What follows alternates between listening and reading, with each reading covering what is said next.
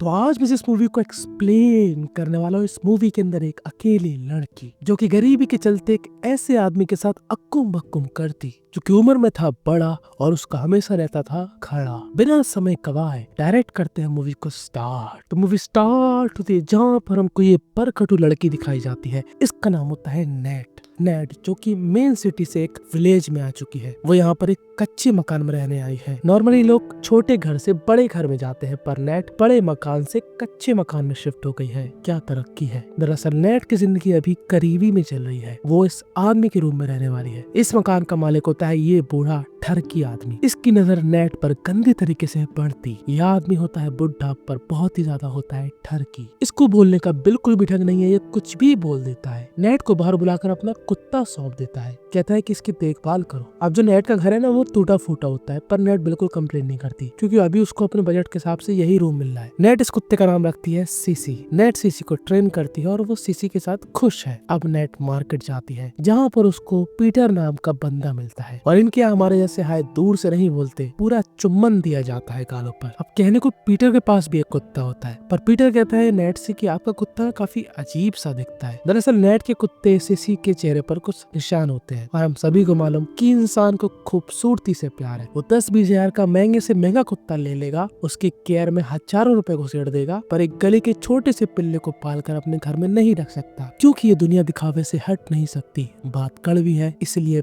बच नहीं सकती। अब मैं आपको नेट का काम बता देता हूँ। तो नेट दरअसल होती है एक ट्रांसलेटर। जी हाँ, वो कुछ लैंग्वेजेस जानती है जिनको वो ट्रांसलेट करती है, जिससे उसको थोड़ा बहुत पैसा मिलता है। पहले बहुत मिलता था, पर अब थोड़ा बहुत मिलता है, इसलिए उसको इस भूतिया से घर में रहना पड़ रहा है जिसकी छत टपटपाती है। नेट कुछ भी काम करेगी, कहीं बाजार जाएगी, पीटर उसके पीछे लग जाता है। जाहिर सी बात है, पीटर उसके लेना चाहता है। अब आप एक फ्रंट बेंचर की नजरों से देखो तो आपको लगेगा कि पीटर एक अच्छा इंसान है, एक अकेली औरत का साथ देना चाहता है, पर अगर आप मेरी शातिर पैनी नजरों से देखो तो पीटर नेट की लेना चाहता है। वो हर समय उसके आगे पीछे घूमता रहता है और पीटर ने एक नंबर का बकलैंड इंसान था। पता नहीं क्या कुत्ते से दिक्कत थी। कहता है कि तुमने अपने कुत्ते को वो इंजेक्शन लगवाया, वो रेबीज का। तो नेट को याद आता है तो नेट चली जाती है रेबीज का इंजेक्शन लगवाने। अब नेट जैसे ही अपने घर जाती है, उसका मकान मालिक यहाँ पर होता है। अभी मकान मालिक ना एक नंबर का बकलैंड इंसान होता है। भाई माना कि तेरा घर है, पर तू किसी को रेंट पे दे रखा है ना, ऐसे नहीं घुस सकता अंदर। घुस जाता है भाई। नेट कहती है कि तुम ऐसे कैसे आ गए, तो कहता है मैं इस रूम का हूँ भल्लाल देव, जब मैं बोलूंगा तो तू अपने मुंह में लगाएगी टेप। नेट कहती है कि इस घर में पानी चूता है, कुछ करिए ना आप। तो मकान मालिक कहता है मैं क्या करूँ, अब ये घर तेरा है तो तू अपने घर की जैसे केयर करेगी वैसे इसकी कर, और इतने सस्ते में तेरे को यही सब मिलेगा। अब मकान मालिक के जाने के बाद नेट पीटर के यहाँ पर जाती है।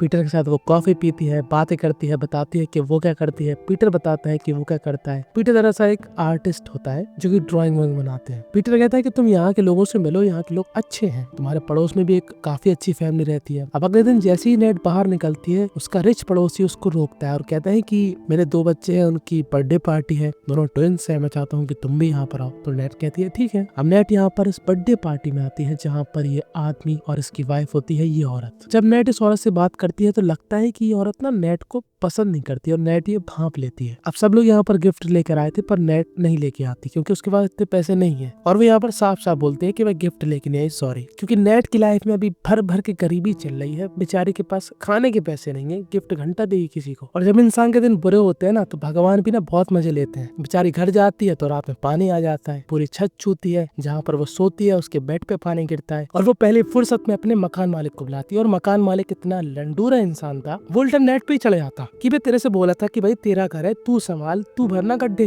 तू लगा पलस्तर, मैं क्या करूँ, चूरा है तो चूरा है। और नेट ना बहुत ज्यादा भोली भाली एकदम सिकुड़ी सी लड़की थी, यानी कि ज्यादा मुंह नहीं चला सकती थी या फिर बहस नहीं कर सकती थी। वो शांति से इस अड़ियल इंसान की बात सुनती है और काफी दुखी हो जाती है। मकान मालिक चला जाता है। अब हो जाती है शाम। तभी नेट के दरवाजे पे होती है दस्तक। यहाँ पर एक हल्क जैसा आदमी सब्जी लिए खड़ा होता है। वो नेट से कहता है कि तुमको इसकी जरूरत है। जाहिर सी बात है नेट को जरूरत है, क्योंकि नेट के पास पैसा उतना ही है जितना आपके पास लड़की पटाने का हुनर है। इस आदमी को यहाँ के लोग जर्मन बुलाते हैं। तो जर्मन नेट के घर के अंदर जाता है। वो कहता है कि ये होल्स काफी मुश्किल से ठीक होंगे, प्रॉपर काम करना पड़ेगा और उसमें काफी ज्यादा पैसे लगेंगे। अब नेट के पास इतने पैसे थे नहीं, न ही उसके पास सीढ़ी है, कुछ भी नहीं है। नेट भूखी नंगी है। अब आपको लग रहा होगा कि जर्मन कितना अच्छा आदमी है, नेट के लिए सब्जी लेके आया, उसकी प्रॉब्लम को समझ रहा है अजमेर से। जर्मन भाई साहब अगले दिन बढ़िया से कपड़े पहन के फिर से आता है, नेट से कहता है देखिए मैं आपके छत के होलों को सही कर सकता हूँ लगा के प्लास्टर, मैं आपके छत के होलों को सही कर सकता हूँ लगा के प्लास्टर, बस आपको मेरे साथ कर्म करना पड़ेगा मेरा बिस्तर, मैं मान जाऊंगा आपका हर एक हुक्म अगर आप मेरे साथ कर लोगी अक्कुम बक्कुम, मैं आपको खुले तौर पर हेल्प देना चाहता हूँ, बस बदले में अपने लिए कुछ लेना चाहता हूँ, होल के बदले होल, यही है मेरा गोल। अब नेट को ये बात सुनकर इतना बुरा लगता है कि क्या ही बताएं। जाहिर सी बात है किसी भी लड़की को ऐसे बोलो तो कितना बुरा लगेगा जब वो इतनी मजबूरी में हो। नेट उसको मना कर देती है पर आज रात को फिर से पानी बरसता है, वो बेचारी फिर से परेशान हो जाती है और अब नेट वो कदम उठाने वाली थी जो वो नहीं उठाना चाहती थी। वो उस पहाड़ जैसे जर्मन के पास जाती है और जर्मन नेट को देख के समझ जाता है कि आ गई उठ पहाड़ के नीचे और अब डिसाइड मुझको करना है कि व्हाट इज माय प्रायोरिटी, आगे या पीछे। अब नेट अंदर जाती है और अच्छे बच्चों की तरह कपड़े उतार कर पसर जाती है और नेट को इस अवस्था में देखकर इस पहाड़ की चट्टानें जग गई। नेट ऐसे लग रही थी कि मानो चट्टान के नीचे कोई चुईया दब गई। अब नेट को काफी बुरा लगता है। पहाड़ कहता है कि मैं कल आऊंगा और तेरे छत पे प्लास्टर कर दूंगा। अब पहाड़ ईमानदारी से अपना काम करता है जो उसने कहा था। अब ये विलेज इतना कोई बड़ा तो होता नहीं है, सबको एक दूसरे की खबर होती है, सबको पता है कौन कहाँ जा रहा है कौन कहाँ आ रहा है। ऐसे पीटर को भनक लग जाती है कि नेट आजकल जर्मन से ज्यादा ही मिल रही है। और ये बात तो ऐसा नहीं है पीटर को ही मालूम, और भी आसपास के लोगों को मालूम है जो उसको हिंट देते हैं कि जर्मन एक अच्छा इंसान नहीं है। पर बात वही है ना, लड़कियां वहीं पर पैर देंगी जहाँ पर लिखा है कि यहाँ पर पैर रखना मना है। तो नेट मैडम जी भी ऐसे कुछ करती है। नेट फिर से पहाड़ के पास आती है, जाहिर सी बात है अकुम बकुम करने। पहाड़ भी देखकर एकदम चौंक जाता है कि अबे शिकार कैसे शिकारी के पास आ गया। और अब नेट को पता नहीं यहाँ पर क्या हो जाता है। नेट ना आओ देखती है ना ताओ, उसके दिमाग में बस एक ही बात चल रही थी कि इस पहाड़ को खाओ। ये लोग यहाँ पर इतनी भयंकर तरीके से अक्कुम बक्कुम करते हैं जिसको देखने के बाद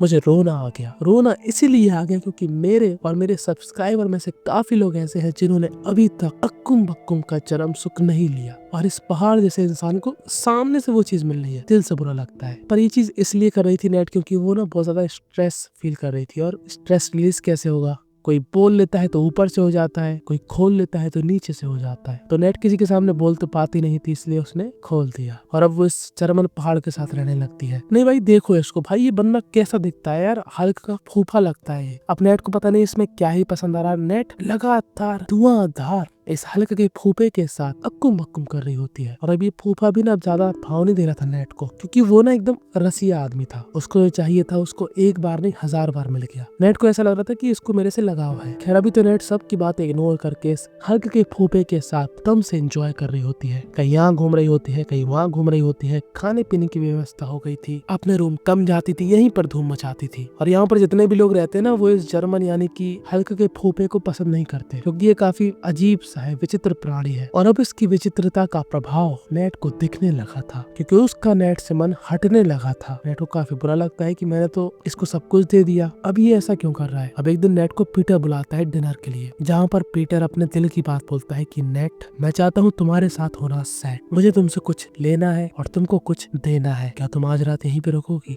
तो नेट कहते हैं चल बे पुतैये, कृपया आप मेरे से दूर ही रहिए। अब पीटर के यहाँ से सीधा नेट जाती है फूफे के पास। फूफे का भाई साहब आज अलग ही मूड था। फूफे ने सोच रखा था बहुत हो गई लेनी देनी, अब इस नेट को ज्यादा अटेंशन मुझको नहीं देनी। तो नेट से कहता है कुछ भी नहीं करूंगा मैं तेरे साथ, अब मैं कर रहा हूँ तेरे से ऑफिशियली ब्रेकअप। और ये बात सुनकर नेट की दुनिया पूरी तरीके से हिल गई थी। नेट जो कि सोच रही थी कि वो इस पहाड़ जैसे आदमी के साथ रहेगी जो कि एक डिवोर्सी है, तब भी वो उसके साथ रहने के लिए तैयार है। वो उससे प्यार करने लगी थी, उसकी हेल्प भी करती थी। अब नेट बेचारी रोते रोते सो जाती है और अगले दिन जब सुबह हो जाती है तो वह ऐसे ही पहाड़ों की तरफ निकल जाती है टहलने के लिए क्योंकि उसके दिमाग की माँ बहन हो गई थी। और वो जैसे ही वापस आती है उसके दिमाग की और भयंकर माँ बहन होने वाली थी क्योंकि यहाँ पर पीटर हुक्का पानी लेकर नेट पर चढ़ जाता है कि पागल औरत, तेरे से अपना कुत्ता नहीं संभलता, तेरे उस घिने जंगली कुत्ते ने ना पड़ोसी की बच्ची को काट लिया, अब तेरी लंका लगेगी। अब हम सभी को मालूम पीटर ना यहाँ पर अलग तरीके की गुस्सा दिखा रहा था। एक तो नेट ने जो उसको रिजेक्ट कर दिया, अब नेट यहाँ पर बहुत ही ज्यादा परेशान हो जाती है। पीटर कहता है कि तेरे कुत्ते को अब ले जाकर कहीं और छोड़ देंगे। उसके दरवाजे पे दस्तक होती है जहाँ पर पुलिस होती है, यहाँ पर एक डॉक्टर भी थी। ये लोग जबरदस्ती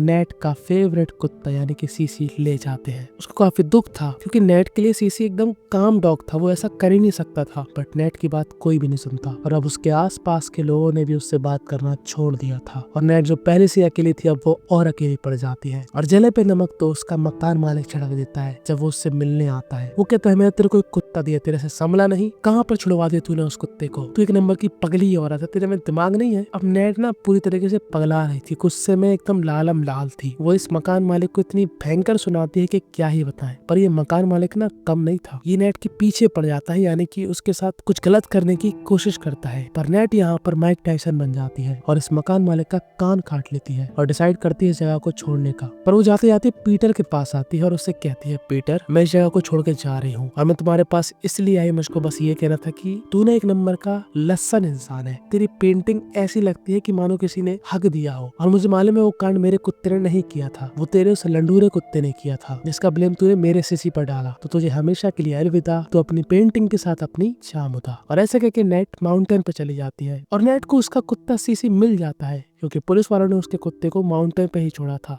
और बस यहीं पर ये मूवी थी एंड हो जाती है। इस मूवी से हमको यही सीखने को मिला कि किसी पर भी आंख बंद करके भरोसा ना करें, जो आपका एक बार फायदा उठा सकता है वो बार बार भी उठा सकता है। और लड़कों के लिए अकेली जिंदगी मान सकता हूँ टफ होती है, बट लड़कियों के लिए एकदम नरक होती है। और जो भी इंसान एकदम करेक्ट बताएगा कि नेट ने उस फूफे के साथ कितनी बार अक्कुम अक्कुम किया, उसके कमेंट को मैं पिन करूंगा। तो follow me on Instagram, subscribe my channel now. आपके लेफ्ट और राइट में ऐसी ही तो बेहतरीन सी स्टोरी आ रही है जिसको देखने के बाद आपके दिमाग से स्ट्रेस हो जाएगा साफ।